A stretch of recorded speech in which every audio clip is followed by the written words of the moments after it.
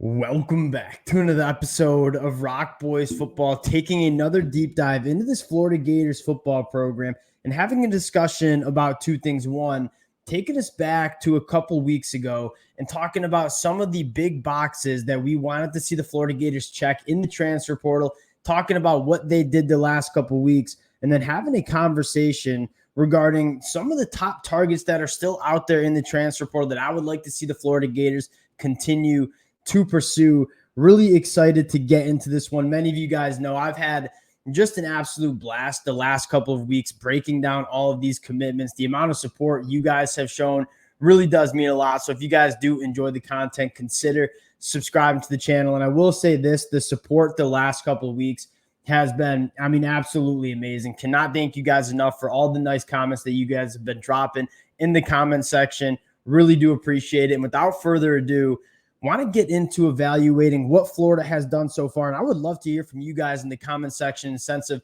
how you feel about Billy Napier and the staff and what they've done in the transfer portal. Now, going back to about 4 or 5 weeks ago when the transfer portal was opening up, we hopped on and talked about where we wanted to see the Florida Gators go in the transfer portal. What positions did they need to address immediately heading into 2024? And I think the biggest position that many of you guys said in the comment section was the offensive tackle spot. And I think that was exactly what we talked about as well in terms of Florida needs to get better, especially at the tackle spot, right? That offensive line, you look at the inside, do I think they could improve there? Absolutely. But I think the pressing concern heading into 2024 was getting this offensive tackle spot correct. Damian George, now I don't normally call out individual guys, was really just a liability. And the fact that they didn't have anybody else to go to was a massive problem. And you look at what they've done, I think this is a box checked, right? You go out and get a guy like Devin Manuel, who we talked about a week ago, as a guy that I think has so much upside for the Florida Gators. Started his last 3 games in that 2023 season for Arkansas, faced 195 pass blocking snaps, only gave up 8 pressures. And the narrative around Devin Manuel was, you heard the rumors out of spring camp and fall camp coming out of Arkansas saying this guy could be a very good tackle at the SEC level. Then he gets banged up, kind of struggles with some injuries this season. But the last 3 games, you go back to the Missouri film, Devin Manuel looks like a very quality offensive tackle for the Florida Gators, and at the very least is adding some depth and competition to that room. And then you go down to what I think is arguably the best get for the Florida Gators in the transfer portal, probably minus Joey Slackman, was Brandon Crenshaw-Dixon coming over from San Diego State. And the best thing, or the thing I'm most excited about with Billy Napier and what the coaching staff has done in the transfer portal this go-around, was going down to the group of 5 level and getting guys that have played really good football. And Brandon Crenshaw-Dixon has kind of been that guy, a very experienced offensive tackle that's played over 2,400 snaps during his career at San Diego State, has played both left and right tackle. So you like the versatility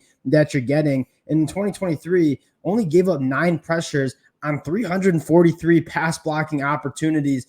I think there's a good chance that Florida just grabbed 2 starting caliber offensive tackles in the transfer portal with Devin Manuel and Brandon Crenshaw-Dixon. And that is a thing that is extremely hard to do, because guess what? There aren't a lot of starting quality tackles that are available in the transfer portal, and a lot of teams want them. And the Florida Gators were able to get 2 guys that I think have starting caliber potential for Florida in 2024. You look at the box of starting offensive tackles going into the transfer portal, and I think they checked that one off.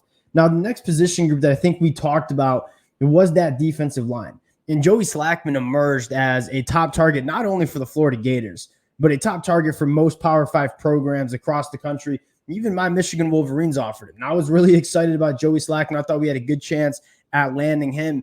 He ends up going to the Florida Gators. And the one thing that stands out to me with Joey Slackman is you can have all the questions that you want about how is he going to make that Ivy League jump from Penn to the Florida Gators. I think you got to trust the coaching staffs across the country in terms of all the Power 5 teams that offered Joey Slackman, that decided to pursue Joey Slackman out of the transfer portal. This guy was largely considered one of the top interior defensive linemen available in the portal.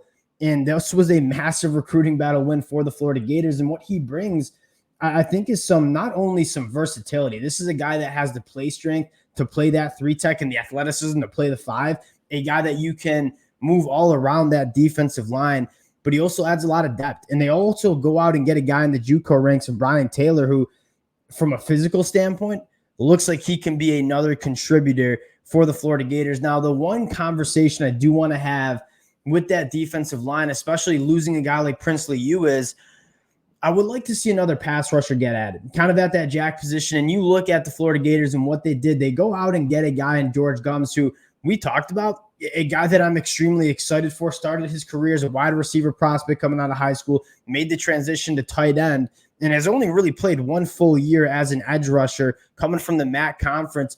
George Gums is a guy that I have a ton of excitement for in terms of what player he can be. But is that progression, is that development going to be happening fast enough for him to be a reliable player in 2024?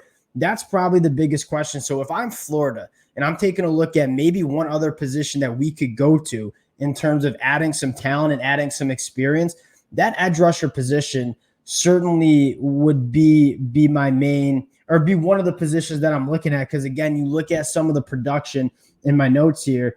I mean, Princely U kind of played a massive part and really was the only contributing factor in that pass rush. You want some guys that can get after the quarterback on 3rd and long. I think Joey Slackman can do that from the inside. George Gums has a ton of potential as a guy that can do that. But at the end of the day, he is making that jump from the MAC to the SEC and also going through a position change and continuing to try to change his body. So that's one position group that I would continue to monitor if I'm Florida. Now, another box that I think is in the process of being checked is that secondary room. And Will Harris comes in and gets extremely aggressive in the transfer portal, hosting a ton of guys in the back end. They come out with DJ Douglas from Tulane and a guy like Triquez Bridges from Oregon. Now, starting with DJ Douglas, a ton of versatility that could play that star position, that could play the free safety position. And then a guy like Triquez Bridges, who, if you guys remember us talking about him when he committed, a guy that I am very excited for in terms of what he can be. He flashed at Oregon and at 6'3", 200 pounds, a guy that I think can play boundary cornerback. I think a guy that can play safety. You can do a lot of different things with him. I like him as a boundary cornerback. I think he has the length. I think he has the athleticism to play that position at a high level. And I'm just excited for him to get more opportunity and more playing time, because I think from a physical trait standpoint, I think it's all there for a guy like Triquez Bridges. And one guy that I would be looking to add in terms of one other, and it looks like Florida wants to add another cornerback, right? They've gone after plenty of guys in the back end. I'm taking a look at former first-team all-conference from the ACC, Aiden White, at that cornerback position. You take a look at Aiden White, I think he is probably the best available cornerback that's available in the portal. This is a guy that through the last 2 seasons had 19 pass breakups, 6 interceptions. You take a look at the numbers from 2023, faced 65 targets, only gave up 35 catches. That's a 52% completion percentage when a guy like Aiden White was targeted. I think he is one of the premier boundary cornerbacks that's still available in the portal. I think Florida has wanted to add guys. They've had Julian Humphrey, who is committed to USC on campus. This would be a guy that I would, if I'm Florida and I'm Billy Napier, I'm looking to add to that cornerback room. Aiden White is a guy that I would be very, very excited for lining up as a Florida Gator in 2024. And it kind of goes to the conversation of, I think Billy Napier has largely been pretty calculated in this transfer portal approach. I mean, they had a lot of guys on campus. I felt like last year, 12 months ago, they were kind of just throwing out offers at everybody. I think they've been a little bit more calculated in terms of, hey, we want to make sure we're identifying the right personnel and the right guys to bring in and to get on visits and to get committed. So it's a little bit more of a slow process. But I think they're bringing in guys that the Florida Gators absolutely needed. Now, the last position group that I'm looking to potentially add here, and you've heard conversations about running back. I feel good about what Florida has in the running back room. You know, I think Montrell Johnson is coming back. You obviously have a guy like Cam Carroll, who many of you guys told me to watch out for when he gets healthy. Trayon Webb, Cannon Daniels, coming in 2024. If you're Florida and you're looking at where do we need to get a roster kind of set, I don't know if running back is the biggest. And obviously, Quinshon Judkins would have been awesome to bring into Florida. 100%. He makes this team better. But is he adding more value than a couple more cornerbacks or a couple more guys on the offensive line or a couple more guys on the defensive line. And you look at the resources Florida has, I'm kind of happy that they're going at the positions. Like Quinshon Judkins would have been a flashy get. But I think adding a couple more guys at positions that you actually need to add from a personnel standpoint makes a little bit more sense. Now, the last position that I'm looking at for Florida, and they added Tremere Dike from Wisconsin, who I really do like. I think they need one more veteran wide receiver. And this is not me getting up here and saying this Florida Gator wide receiver room is not going to be good in 2024. The young talent is there, right? We saw what Eugene Trey Wilson can do. I think he's one of the premier playmakers in the SEC going into a second year. You have guys like Aiden Mazzell and Andy Jean. I think you're excited about the young talent, but if you're Florida, you're looking for one more veteran wide receiver to join this wide receiver room, and specifically a guy that can stretch the field, right? Where does Eugene Wilson love to do his damage? With the ball in his hands, working those short intermediate route trees. And you want a guy that can be that presence down the field, attacking that deeper third in this Florida Gator offense. And a guy like CJ Daniels, who is on campus for Florida, it sounds like Auburn has bowed out. So it sounds like it's either going back to Liberty, Florida Gators, or Texas. And I think he would be a perfect fit in this Florida offense, a guy that averaged 19.4 yards per catch last season for Liberty, somebody who excels working down the field, attacking that deeper third. And when you have a threat like CJ Daniels to work and attack that deeper third, that is going to open up this offense underneath where Graham Mertz likes to operate, and especially for a guy like Eugene Wilson. So if I'm Florida, I'm taking a look at one more experienced boundary receiver that can stretch the field, and I think CJ Daniels absolutely checks off all those boxes. But when you go to evaluate the Florida Gators and what they've done, I think they've upgraded a lot of positions, right? I think they upgraded the offensive tackle position. I think they upgraded the linebacker position. Obviously, you lose a guy like Scooby Williams. You bring in a guy like Pup Howard. You have Miles Grahams and Aiden Childs coming in the 2024 class. That linebacker room is better. The offensive tackle spot is better. Like, I think they've made this team, and again, there's not the splashy transfer portal commitments like some other schools, but you start looking at this roster and start looking at what they've done. I think they've gotten this team better in the transfer portal, and that's exactly what the goal was 4 weeks ago. Interested to see. I don't think Florida's done, right? We said they're going to be aggressive. They took a small class in 2024 out of high school, allowing them to bring in some more experience, which I really do think is a blessing in disguise for this program because they needed experience heading into 2024.